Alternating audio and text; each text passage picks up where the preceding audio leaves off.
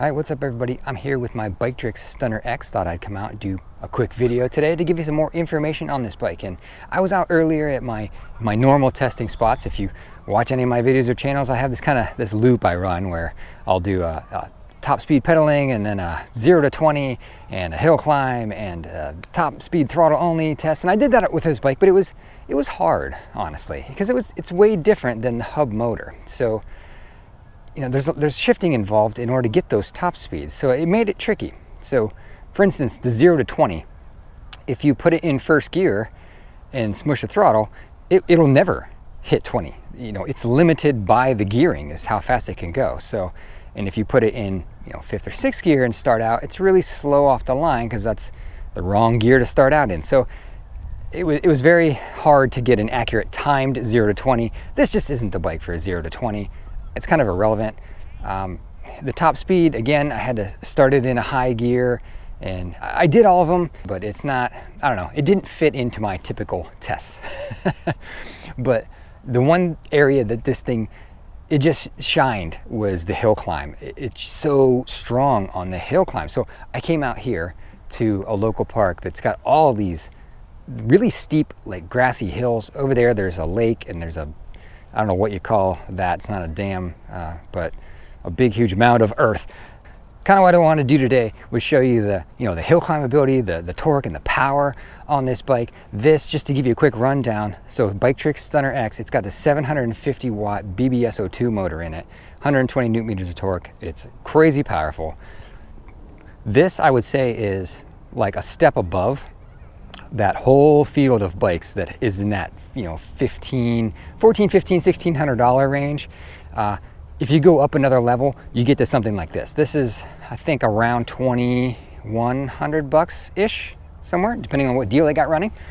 But what do you get for that extra money? You get a lot of the upgrades that you would probably do to the bike anyway. This bike has this huge, big, wide, fat seat that I love because I'm a fan of comfy seats. It comes with the rack. It has full hydraulic brakes. It has options. That's a major thing, actually. Options. You can get this bike configured to you.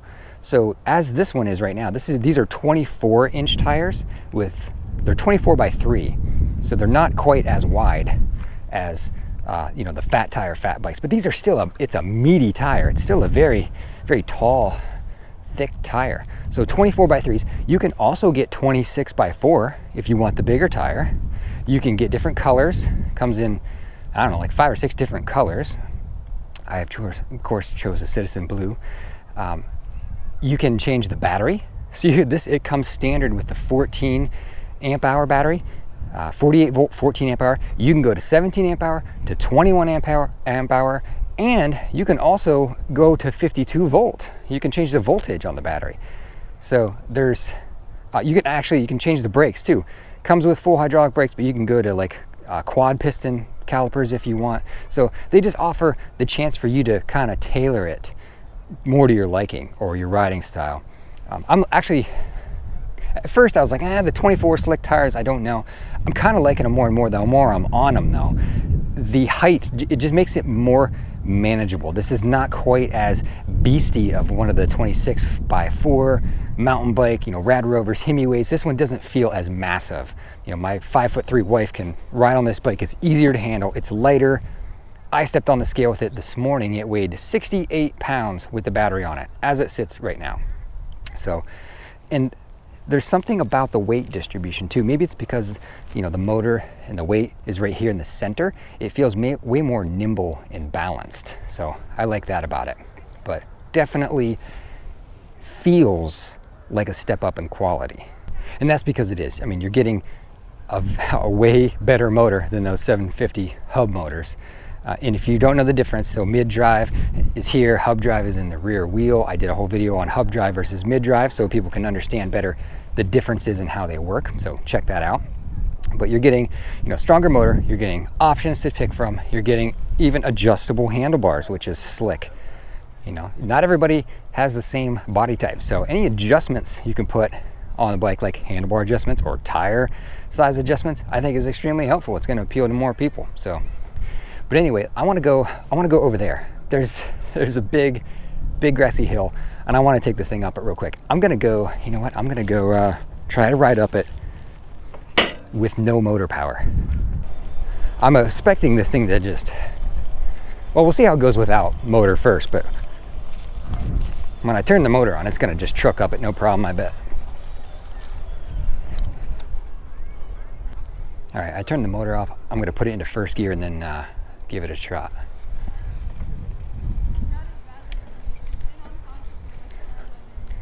Just so you can see if it's possible.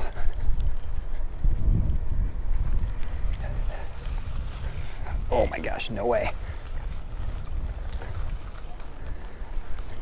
I got to go on an angle.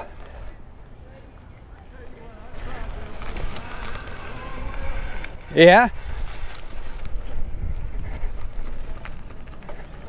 My wheels are coming.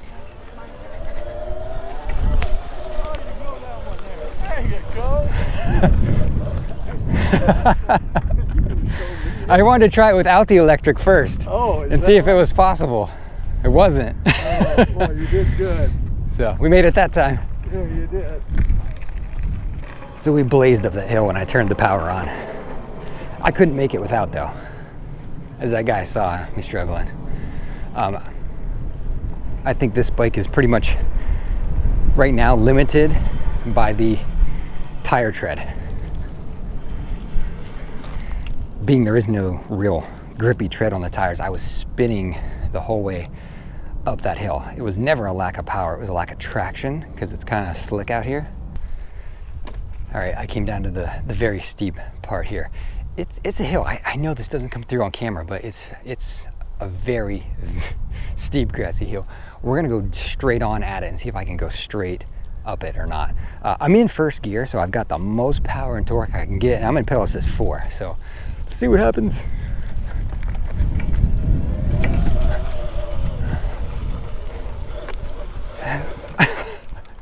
I just don't have any traction.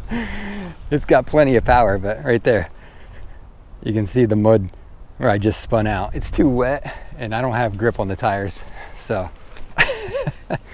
if I took a slight angle, I'm sure I could get there. But straight up is, I need grippier tires. We'll go on slight angle here. Still very slippery. Absolutely effortless. I didn't pedal at all, really. But all these people are looking at me like I'm crazy because I keep going up and down this hill right here that I'm sure no one else has tried, because nobody else out here is electric. I'm the only one right now. Actually, no, it's not true. On the way in, I think I saw a guy on a Rad Rover. I couldn't quite tell if it was the Rover or the Hemiway. They're very similar, but there's at least one more electric out here. But man, what a perfect view, perfect spot, right? This is exactly why you get an e-bike, to go to places like this and just ride around and chill. You know, I was doing all the performance stuff on this bike, but it kind of misses the point. This isn't the bike you buy to go smash the throttle and try to go 30 miles an hour, you know, down the road. It's really kind of just a comfortable cruiser with these swept back handlebars that has the power on demand if you need it for, you know, if you want to go on a light trail or you come to a really steep hill in town, you need to climb it with ease because you don't have the leg strength. That's what this is for. I don't think this is a, you know, performance mountain bike. It's a cruiser, man. That's what I'm going to use it for. That's what I find myself doing on this. I don't really, when I ride all my upgraded bikes, I'm out like trying to push it to the max.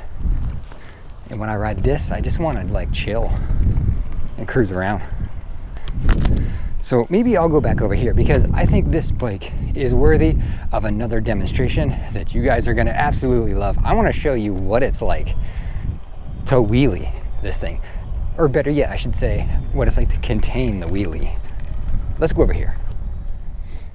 All right, Citizen, you keep saying over and over, torque, power, spike so powerful, so much strength in the low end of the motor. Let me show you an example of what I'm talking about. I think examples illustrate the best. So you got to see it to know what I'm talking about. We're going to wheelie this bike, okay? Well, it's going to wheelie itself and I'm just going to hang on basically. So to wheelie the Stunner X, all you got to do is put it in first gear and punch the throttle. Now, don't let this scare you off from the bike. You can modulate the throttle and take off slowly in first gear. It's not a problem. I'm just smashing it down when I do this, okay? You're not supposed to do that. But you're gonna see when I hammer down on the throttle what happens. And I'll leave my feet off the pedals so you know I'm not putting anything in, but this is what happens.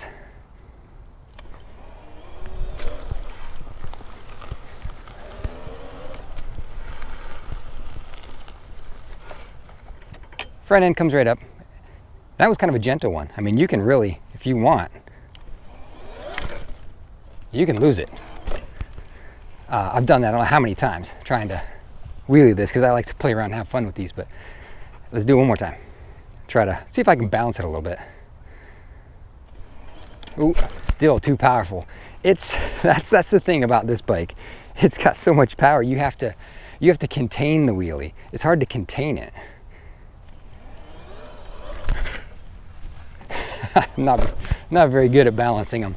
But the main difference between this bike, because someone asked me, does the Rad Rover that I built, does that bike wheelie? Yeah, that bike wheelies, but it's a different type of wheelie. So on that bike, get closer so you can see me.